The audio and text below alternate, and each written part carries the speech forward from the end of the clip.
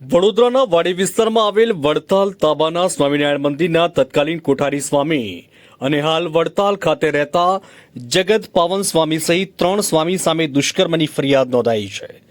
પીડિતા સગીર અવસ્થામાં હતી ત્યારે પરિવાર સાથે સ્વામી મંદિરે દર્શન જતા સ્વામીએ પિતાના ફોન નંબર મેળવી ગિફ્ટ આપવાના બહાને સગીરાને બોલાવી બળજબરી કરી હતી। ઉપરાંત પીડિતાને સ્વામીના વોટ્સએપ ગ્રુપમાં ન્યૂડ વિડીયો કોલ કરાવવાનો અને ન્યૂડ ફોટો આપી બીભત્સ વાતો કરાવી હોવાનો આક્ષેપ કર્યો છે। હાલમાં પીડિતા 23 વર્ષની છે અને તેને વાડી પોલીસ મથકમાં દુષ્કર્મની ફરિયાદ નોંધાવતા સ્વામિનારાયણ સંપ્રદાયમાં ખળભળાટ મચી ગયો છે। ત્યારે વાડી પોલીસે યુવતીની ફરિયાદના આધારે આગળની કાર્યવાહી પણ હાથ ધરી છે। ત્યારે મળેલી માહિતી પ્રમાણે વડતાલ તાબાના વાડી ખાતે આવેલા સ્વામિનારાયણ મંદિરના તત્કાલીન કોઠારી સ્વામી જગત પવન સ્વામીના વડોદરાના અનેક રાજકીય અગ્રણીઓ સાથે પણ ઘનિષ્ઠ સંબંધો હોવાનું જાણવા મળ્યું છે।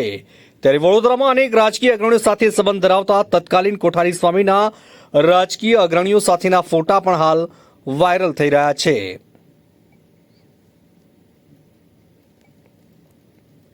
વિજય ચૌહાણ, ઓરિકા ન્યૂઝ, વડોદરા।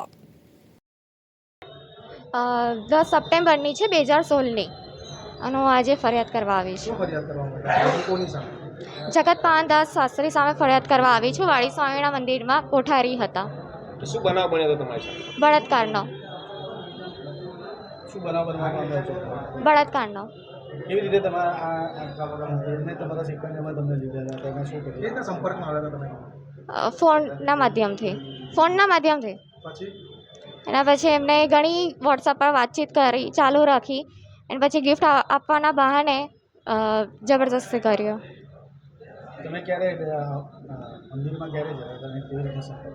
2014થી મંદિર દર્શન કરવા જતા હતા અને 2016માં કોન્ટેક્ટ થયો હતો કેવી રીતે કોન્ટેક્ટ?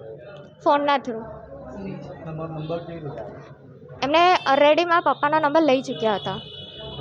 પછી શું કર્યું? રાત્રે 10:30ની આસપાસ મને ફોન કર્યો હતો। એ ટાઈમે મારી પાસે ફોન હતો અને મેં રિસીવ કર્યો તો કે હું જગત પાનદાસ સ્વામી વાત કરું છું વાડી સ્વામીના મંદિરમાંથી। એવી રીતે વાતચીતની શરૂઆત કરી હતી અને મારી ડિટેલ્સ જાણવા માગતા હતા।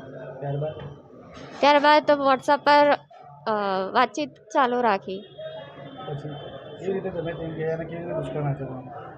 ગિફ્ટ આપવાના બહાને મને વાડી મંદિરની નીચે રૂમમાં બોલાવી હતી। ત્યારબાદ ત્યાં એમને જબરદસ્તી કર્યું। એના પછી એમને ઘણો ધમકીઓ આપી હતી કે તું કોઈને કહીશ તો હું દવા પી લઈશ, તારા પરિવારને જાનથી મારી નાખીશ, એવી ધમકી આપતા હતા। અને સ્વામીનું ગ્રુપ છે એમાં ગ્રુપ વિડીયો કોલ કરાવતા હતા, ન્યૂડ ફોટો મોકલવાના અને વિડીયો કોલ પર ગંદી બતાવવાનું અને ગંદી ગંદી વાતો કરવાની। એટલે 2014માં તમે બનાવતો છો, તમારી શું ઉંમર હતી ત્યારે અને અત્યારે શું ઉંમર હતી? ઘટના બની ત્યારે મારી ઉંમર 14 વર્ષની હતી અને અત્યારે હાલ મારી 23 વર્ષ છે। એટલા મોટા અંતરાળ બાદ તમે અત્યારે ફરિયાદ આપો? એ ટાઈમે મારી પાસે એવો કોઈ સોર્સ હતો નહીં કે હું પોલીસ કમ્પ્લેન કરી શકું। તમે તમારા વડીલોને કંઈ જાણ કરવી ચાલે છે? નથી। તો શું મુખ્ય હેતુ સાથે આ ફરિયાદ દાખલ કરો? એ જ કે કડકથી કડક સજા થાય અને કોઈ બીજી છોકરી સાથે મારા જેવું થાય ના। કયા સંતો અંદર સામેલ હતા? HP સ્વામી, KP સ્વામી ને JP સ્વામી। કયા? HP સ્વામી, JP સ્વામી, KP સ્વામી। તમારા વડીલોનું શું કહેવું છે? તમારા જે વાલીઓ છે તેમને આ વિષય માટે શું કહેવું? વાલીને જાણ નથી।